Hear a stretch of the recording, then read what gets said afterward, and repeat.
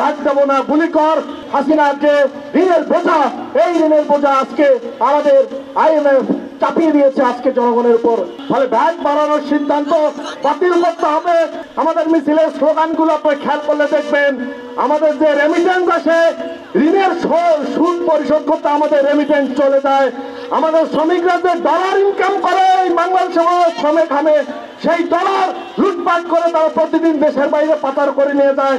এবং আপনি খেয়াল করে দেখেন, যখন এই সরকারের কিছুদিন আগে জিনিসপত্রের কি দাম ছিল, তার উপর আমরা দেখলাম এখন এসে এই শীতকালে সবজির দাম একটু নেমেছে, এটা ঠিক, কিন্তু এরপরে কি হবে আমরা জানি না। কিন্তু এই বর্ধিত দামের উপর আমার সরকার দেখতেছে ভ্যাট আরোপ করতেছে।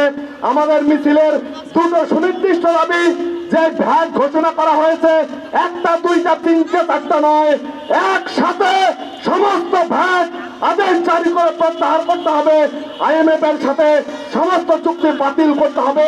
আজকে শ্রমিকেরা কর্মসংস্থানহীন, তাদের কাজ নেই। এই সমস্ত শ্রমিকেরা আজকে কিভাবে চলবে? জিনিসপত্রের দাম একের পর এক বাড়ছে। এই সময়ে রেশনের কার্ড বৃদ্ধি করার প্রয়োজন ছিল, ট্রাকের টিসিবির যে সেল সেটা করা বন্ধ ছিল, সেটা করা প্রয়োজন ছিল, কিন্তু আমরা দেখলাম সেই কাজটি না করে উল্টো ভ্যাট বৃদ্ধি করা হলো। আমরা দেখছি সেই উত্তরাঞ্চলে যেখানে কৃষি পণ্যের চাষ হচ্ছে, সেখানে ফুলকপি 2 টাকা, সেই আহাজারি করে আজকে সেই কৃষকেরা ওই ফুলকপি আজকে তারা জমিতে কেটে ফেলে দিচ্ছে। আমরা দেখলাম তার জন্য কৃষকের যে স্বার্থ, উৎপাদনের স্বার্থ রক্ষার জন্য কোনো ধরনের ব্যবস্থা নেই। আর সেই সময়ে ভ্যাট বৃদ্ধি করা হলো। এই ধরনের এই অগণতান্ত্রিক যে সিদ্ধান্ত, এই সিদ্ধান্ত আজকে গণঅভ্যুত্থানের যে চেতনা, গণঅভ্যুত্থানের যে কমিটমেন্ট, তার সাথে বিশ্বাসঘাতকতা। এই কারণে আমাদের দেশের শ্রমিকেরা, ছাত্ররা, কৃষকেরা এইখানে হাসিনার পদত্যাগ চাই নাই। হাসিনার যে ঋণের বোঝা, এই ঋণের বোঝা আজকে আমাদের IMF চাপিয়ে দিয়েছে আজকে জনগণের উপর।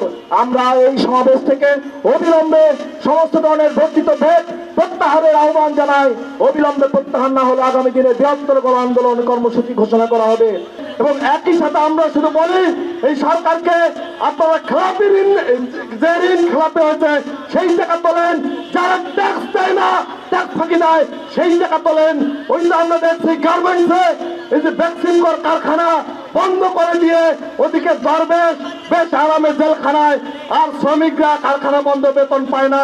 ফলে আমরা বলি, এই ধরনের সম্পদ রাষ্ট্রের হাতে নেন, শ্রমিকের কারখানা খুলে দেন, উল্টো ভ্যাট বাড়াবেন না। ফলে ভ্যাট বাড়ানোর সিদ্ধান্ত বাতিল করতে হবে। IMF এর সাথে সমস্ত চুক্তি বাতিল করতে হবে।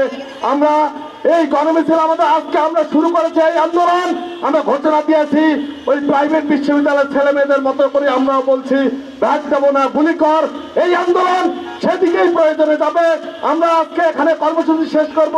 প্রয়োজনে আমরা এরপরে NBR অভিমুখে বিক্ষোভ এবং বিভিন্ন এলাকায় এলাকায় আমরা প্রচার করব, প্রচারণা করব, এবং যারা শুনছেন তাদের আমরা আহ্বান জানাবো।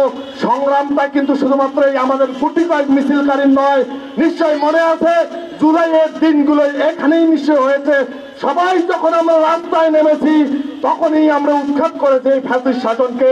ফলে আমরা যতক্ষণ পরস্পরের মিছিলে সামিল হব না, ততক্ষণ কিন্তু এই অত্যাচারগুলো, এই ফ্যাসিবাদী এই ষড়যন্ত্রগুলো চলতেই থাকবে। ফলে আগামী দিনে সেই মিছিলগুলোতে আপনারা সামিল হবেন। আমরা সেই ঘোষণাগুলো আমরা কথা বলে সেই কর্মসূচিগুলো সামনের দিনে দেবো, এবং আরো বৃহত্তর কর্মসূচি আমরা চালিয়ে যাবো, এই ধারাবাহিক আন্দোলন চালিয়ে যাবো।